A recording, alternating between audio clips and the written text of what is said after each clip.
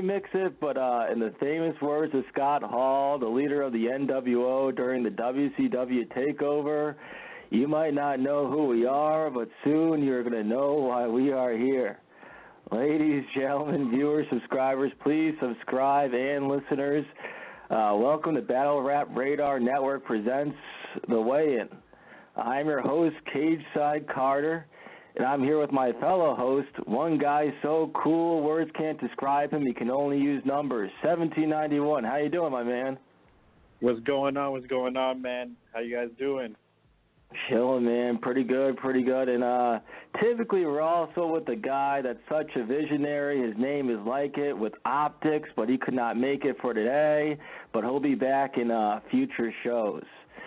All right, so let's get it in. So myself, CAGESIDE Carter, of course, 1791 in OPTIKS, will be bringing to you a weekly show called The Weigh-In, where we discuss all the hot topics and current events in the world of MMA, mixed martial arts, latest fights, results, recaps, interviews with your favorite fighters soon, hopefully. And soon we want to hear from you. Yes, you. We'll have a call-in line where you can debate with us, ask questions, just listen in, or troll. I'm kidding. Please keep the trolling to a minimum. But as well, The Weigh-In is a part of the Battle Rap Radar Network, which is stealing it from Twitter. Promotional-based advertising, information media source serving all battle rap, WWE, and UFC-related platforms. So it includes us, of course, The Weigh-In, your one-stop shop for all UFC, MMA needs. A really good show called Ringside Radio, where they discuss everything pro wrestling, WWE mainly, I believe, and as well, like the network name is, there's a show about lyrical warfare, which is known as Battle Rap. The show is called Battle Rap Radar, and if you don't know about Battle Rap, it's basically like mixed martial arts, just with words. So The Weigh-In, Ringside Radio, Battle Rap Radar, check us all out, and please subscribe and follow at Battle Rap Radar. Because I overanalyze things, I'm going to spell it out, BATTLERAPRADAR, all one word. All right, so 1791, man, our inaugural show, first show of many. Excited? Hell yeah, man. It's going to be good. Yeah, it'll be real good. So let's get in. I guess the first thing we need to recap is, of course, last week's event. So we'll recap UFC 213 results, which was supposed to be headlined by Amanda Lioness Nunes versus Valentina the Bullet Shevchenko. And we'll talk about the tough finale, which is the Ultimate Fighter finale. Screw the other fighters, just really the main event between Justin the Highlight Gaethje and Michael the Menace Johnson.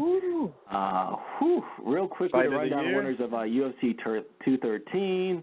We'll talk about a little bit more, but the main event, the women's bantamweight bout between Amanda Nunes and Valentina Shevchenko, was scrapped for reasons that we'll get into. They had a really good interim fight for the middleweight belt. Robert Whittaker defeated Yoel Soldier of God Romero by unanimous decision. Alistair Overeem defeated Fabricio Verdum in the heavyweight bout by unanimous decision, kind of controversial. Funny nickname, guy called Curtis. Razor Blaze defeated Daniel Amlishik, tough name to pronounce, by unanimous decision. And Anthony Pettis defeated Jim Miller. And Rob Font, because I'm from New England, he's from Massachusetts, so I got to shout him out, was pulled up from the prelims because the main event was scrapped and fought on the main card, defeated Douglas Silva d'Andrade via submission of round 2. And for the Ultimate Fighter finale, entertaining match. Justin Gaethje, man, he beat Michael the Menace Johnson, who was ranked number 5 at 155 with a KO. Fight of the year. That's so what I wanted to say. How is that for a freaking debut, huh? I honestly, I wasn't believing the hype. I was not believing the hype, especially after watching the first round. Oh, yeah. Damn, man. He brought it back. Yeah, he got rocked, man. Like, he got freaking rocked in the first round. He has, Mike Johnson found his range. And he went after it. No, he found his range. He was landing him, and he stunned him twice. knocked him down. I thought he had it. I think his legs just gave out on him, man. He could not. He just couldn't stand. It's like he just couldn't stand anymore. It almost looked like he gave up. I think his body just gave out on him. Yeah, before the KO, he hit him with a nasty liver shot. And all I know is liver shots aren't freaking fun. And he winced in pain. Sometimes, we'll get punched in the face, but they don't look like they're hurt. They try to have a poker face on and, act cool and calm. But Michael Johnson, like, he was wincing in pain, and they could just see it was just downhill from freaking there. Wow, shout out to Justin Gaethje. Anytime some guy, because I think he was on MMA Fighting, he did an interview, and he says, I don't care about brain damage. Any fighter that says I don't care about brain damage becomes my favorite fighter. Hey, man, these guys got to be crazy enough to fight to make money for a living, That's right. They're prize fighters. This is what you have to do. None of this timid stuff like Demetrius Johnson or, where you kind of try to, you play it off and things like that. I want to see an actual fight. I want to see some actual entertainment. But shout out to Justin Gaethje. One thing that I was really impressed by was, as great of a debut that was for him, what I think was even more important that he showed was it was a great debut for the now defunct World Series of Fighting, or what they call the Pro Fighters League. Because it's kind of one of those things you think like the NBA, the MLB, you have the UFC, which is like the top dog in all of mixed martial arts, and there's like everybody else. But this was like a first time someone came over from a league that you didn't think was as good as UFC and just dominated the number 5 guy in like literally the whole world. So that's impressive to think. You don't have to go straight to the UFC. You can work your way up in these divisions, and then if you build up your marketing, you can go over to the UFC and make a statement. So I think that was a good statement by not just Justin Gaethje, but the World Series of Fighting in general. Yeah, man, I got to say, I mean, everyone, the closest thing to it, and he didn't have success on his first fight, was Eddie Alvarez, man. He had a lot of hype from him coming in from Bellator, and a lot of people thought he'd be able to take over. Same with Hector Lombard, and they both had to fight through it. Gaethje came in there and did his thing. Yeah, Hector Lombard, unfortunately, was kind of a little bit of a dud, and then he got into, the PED usage by USADA.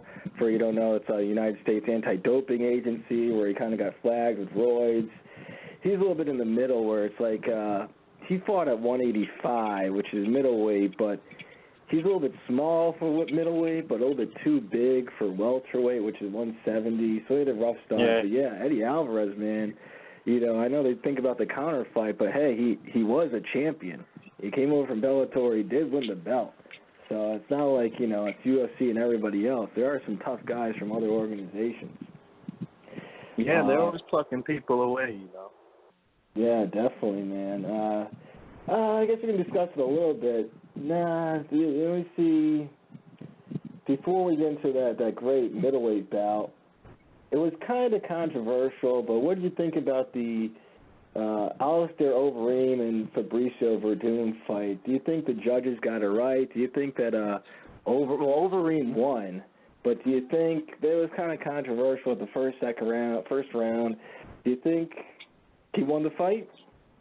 I could see giving the edge to Alistair. I mean, in the great words of battle rap, I guess this was a debatable, huh? Yeah, right. But don't leave it in the hands of the judges. But it definitely was a debatable. Exactly. It's like a 10-9 thing where I feel, Overeem, I thought he won slightly. The first round slightly.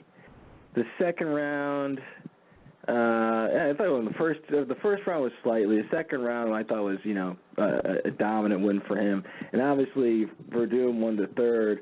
And on the 10-9 scoring system, I think Verdun he kind of gave it away in the last 2 minutes of that fight, though. I mean, when he went for the takedown, the way he had Alistair up against the fence, he was giving him some good shots. He was pacing himself, and especially when Alistair gets in trouble like that lately, against the fence, you should be able to finish him. And when he took him down, he kind of rode it out, and then he wasn't able to pass that guard and just let it go to the judges. And that first round was way too close. I mean, I myself, I gave Alistar the slight edge in the first round. I think he was a little bit more active.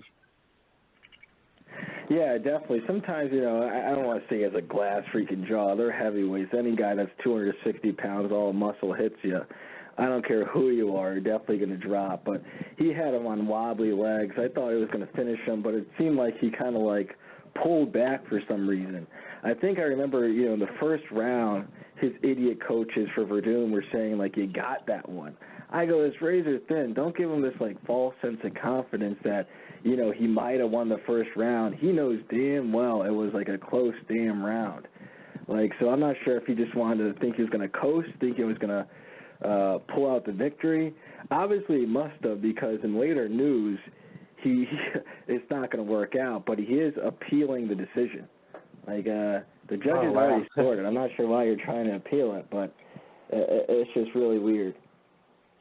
Yeah, I mean, I thought the same thing. When he went for the takedown, I thought he was either going to try to go for the finish, but he seemed like he was just coasting a little bit. And I guess, like you said, man, they were telling him how much he won the first round. I really didn't think for the slightest that he had that first round. Yeah, definitely not. And that was a trilogy fight, too. They fought once in Pride. Verdun took it. They fought a second time in Strikeforce. Overeem took it. Really pathetic fight, I thought. And the third fight here was... the worst fight ever. Yeah. That second fight that they had was the worst fight of all time. You're supposed to be a fighter, and he comes close to you, and you drop on your back and pull guard, invite him to come in. I think he did that once this fight, too. It's come on, Verdun. Yeah, he brought him down. When he brought him down, I think it was the second round, he pulled guard on him and brought him down. And I thought he was going to try to work something in. And Alistar stayed down with him for a little bit. But I mean, that whole just laying down on your back, calling ridiculous to me sometimes. Yeah, it's absurd. So absurd it's getting me upset. I'm going to switch freaking topics. So the main event, the co-main event, but ended up being the main event, was the interim championship match between, love the nicknames here, it's like heaven and hell. Yoel, the soldier of God, Romero, versus, he should call himself the Grim Reaper, Robert Whitaker. He calls himself the Reaper. That means, picking crap. Right. It should be the Grim Reaper, which means taking souls. You know what I'm saying? But, it was one hell of a fight. How do you think the fight was, man? Were you impressed by Whitaker's takedown defense? It was a good fight, right? Man, for him to defend those I remember watching him in Ultimate Fighter and wondering how long he was going to last with that pure boxing skill. And that takedown defense against, of all people, Yoel Romero, man, I couldn't believe it. And that fight was great, man. A lot of people were complaining about it too, but granted, they were a little bit gassed. I heard a couple people complaining about it on Twitter. I mean, but then again, you know how those people, you know how it is, or you see everything. Yeah, but they were gassed is the only thing. I mean, but I honestly, I rather see Yoel Romero versus Mike Bisping, to be honest, in terms of matchmaking. I would rather see that fight, but it's going to be interesting to see. I think Robert Whitaker is going to make a real good matchup in terms of that might be a real nice MMA turned kickboxing matchup right there. Not too much ground game between them two. Oh, yeah, I definitely like to see freaking Yoel Romero give him, the knee from hell and mess up Bisping's other freaking eye. Bisping's cool, but, man, he acts like a douche sometimes. And I couldn't believe it. In that freaking fight, Michael Bisping was in, the second row, and he was right behind Yoel Romero's corner, just trolling him. And I think it was the third or fourth round, but disrespectful Michael Bisping. I'm not sure what happened, but he had the Cuban flag, a small Cuban flag. Yoel turns around, between rounds, and Bisping just rips it up. I was like, hopefully whoever wins this knocks his head off, but dear God, I go, Bisping, even if Romero loses, unless you retire and Whitaker takes it, you're going to have to see him some point. That's going to be the next fight they're going to make. And that guy looks like an action figure. I wouldn't want to mess with I think that was a bozo move of him, but Hey man, I mean, it's all for the show too. I get it, you know, but I really I went in there thinking that Yoel Romero would be able to take it, especially with the wrestling. I didn't think he'd be a pretty fight if he did take it, but that was an insanely good fight. And with the way Robert Whittaker hurt his knee in the first round, I couldn't believe the turnaround in the last 3 rounds, how good that fight got. Yeah, what resilience and heart from Robert Whittaker. If you want to say like early fighter of the year candidate, if you say the first 6 months, he comes out. Because you got to remember, he wasn't even supposed to be in this spot. As far as an interim, he was ranked like 7th or 8th, and he comes out of nowhere, stops Jacare Souza, who is supposed to be like the next guy in line. Within the first round, and then puts on that performance with the freaking broken leg or messed up leg against one of the best wrestlers in the freaking fight game. Talk about fighter of the freaking year. Yeah, he's only looking up. I think he takes Michael Bisping when they fight. Yeah, that was gonna be my next question. If you think Whittaker would take the belt from Bisping, it's kind of funny, Bisping's from the UK, Whittaker's, from New Zealand, Australia, or fights out of there. That's going to be a nice international fight week. That's what it's going to be. It's going to be a nice little money maker for UFC, International Fight Week. Yeah. Now that Bisping's freaking knee's feeling better. But, I agree with you. I think Whittaker will take it. In a low-key way, I feel that Whittaker is like a young, he's like a young Michael Bisping. He's got good cardio, he's got good stand-up, and he's got the youth on his side. I think he's going to take his head off with the leg kick. But oh man, the leg kicks! The head kicks that he was throwing against Yoel Romero. How did we not even talk about? He was landing some monster head kicks. I don't know if to give him more props or to give Romero more props for taking them.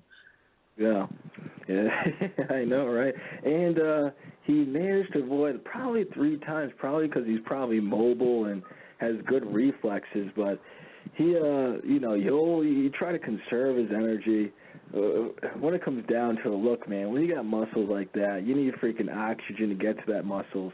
He took off round 4 to conserve energy, but Yoel still had that explosion, still tried to hit him with those flying knees, and he, barely missed 3 times. But, man, it was really, a highly impressive technique-wise and heart and resilient, fight by those two. Definitely. But I guess as far as that goes, typically what's supposed to happen, this is the interim championship for 185 because Michael Bisping is sidelined by so-called knee injury that he somehow says. But there's been a catch thrown into it where literally last year at this time, they announced that George St. Pierre was coming back, and no one knew he was going to fight. And then they announced, you know what, George St. Pierre goes, I'm going to fight Mike Bisping, and it's going to be for the title. So they're supposed to have the interim, which, you unify the freaking titles, but now GSP is saying, you know what, I'll be ready in November. So do you think it's going to be the unification this November with Whittaker, or do you think GSP somehow is going to bully his way into this and weasel his way into it another year? I don't know, man. That's another thing is what's with all these? I feel like when are me and you going to get an interim title shot soon? Also, I know, right? The way they're giving them out, it's unbelievable. But George St. Pierre, man, especially when it comes to the UFC, the way they've been running their matchups, is man, money talks. To be honest, if I'm going to see George St. Pierre come back, I still rather see him fight Anderson Silva.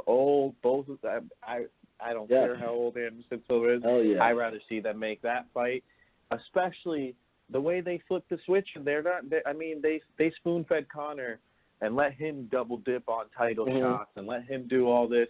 Might as well make a super fight now. They always told GSP they wouldn't give him the fight with Anderson unless he vacated the title.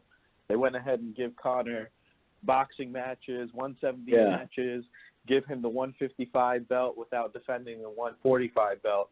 I mean, I want to see GSP versus Anderson Silva. Anybody who even is just a casual, you know, just watches it every once in a while when they see it on ESPN, you know, as a top 10, they decide to watch it. Then it's like, that's the fight to make. I don't care how old they can be dinosaurs, and I want to see those guys fight. If they don't make that fight and they put Robert Whittaker on the shelf, I think it's just then what's the point of an interim title at that point? You might as well give GSP's the interim title champion, you know?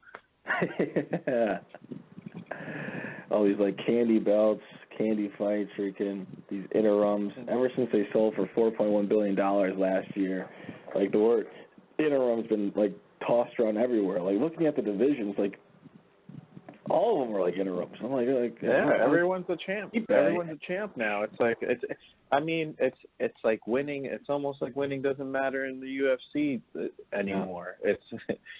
It's gotten to a point, and the rankings, like what are the rankings for? Don't matter. It never helped when they first came out with rankings, and Dana White would kind of trash the rankings. And it's like, okay, like you're always going to bash the media because that's kind of the stigma that you put in, you know, that's your stilo. But it's like they really don't mean shit. They don't mean anything. Yeah, damn right. Yeah, world rankings, but Justin Gaethje from an organization that they don't even care about comes over and dominates your number 5 fighter. Like, let's stop saying the world rankings are rankings at all. But if they're going to be world rankings, you might need to have an interim with. It pains me to even freaking talk about this, but look, UFC 213 was supposed to be headlined by Amanda Lioness Nunes and Valentina the Bull Shevchenko, but literally at the last minute, the day of the fight, it was freaking canceled. Talk about it. 1791, man. Ran on this for me, man. I think she was scared. What was going freaking on? I can't say that she was scared. I mean, she might have had, I don't know, because unless you're one of them, because the only thing I can think of is the way how John Jones used to be so calculated. Like, if she had a minor cold, and it's like, and that's why you're gonna say that you're not gonna fight. It's like, I mean, take the belt from her, but she was cleared to fight. There was no rumor of anything. There was nothing, no strains, no illnesses, nothing. I mean, even if it was food poisoning, she wouldn't be cleared. You know, if it was something like that, they would. That's something different. It's like, what'd she come down with, a cough?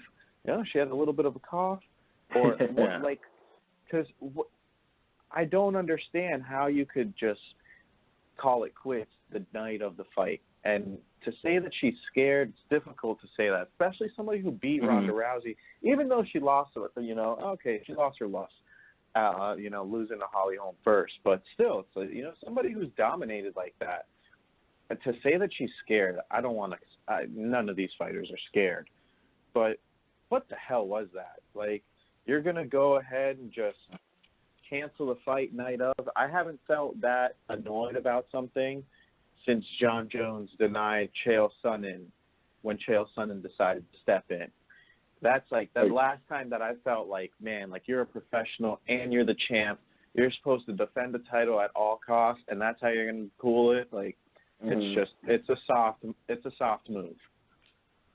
Yeah, I think I had a pit in my stomach last time for me was freaking, because I was really pumped for it, especially I thought they were going to, you know, winner might fight Conor. I think I was at a local restaurant in my area at Red Robin. I look up on the screen and you see in the lower ticker tape on the TV, UFC, and it was the day of the fight, and I was like, oh, crap. You know, if they're posting about this, it's not like saying UFC tonight. It's like something bad must have happened. And when I found out freaking Khabib pulled out of the fight, like, oh my gosh, my pitch is, I couldn't finish my burger. I go, tab, please. I'm going. This is crazy. This is crazy. Oh, but, man. it had that same feeling. Khabib Nurmagomedov. What are we going to do with him? Guy wrestles bears, but he can't stay healthy for a damn month. This guy gets booked for every fucking fight I've ever heard of. Especially. Is he still ranked? Is he still on the ranker? Is he still on the ring here? He's still ranked the number one contender, and they're still thinking once Conor's done fighting that he's going to go back and fight him in Russia. But has anyone heard from Khabib? Conor is not fighting Khabib. He will never fight Khabib. If Khabib had a magic lamp and rubbed it and was able to be healthy, Conor would still never fight. Hell no, Conor's not fighting nobody like Khabib. Khabib would run him into the ground. I think Khabib would tear Conor apart in the first round. That his ground game in comparison, if Conor can get tagged and tap out to Nate Diaz, ooh, Khabib, oh man, that would be bad. I'm not sure anymore, but then again, Khabib, you gotta make weight and show up. In like 400 years too. I mean, so it's been a long time. Yeah, it's been freaking forever, man.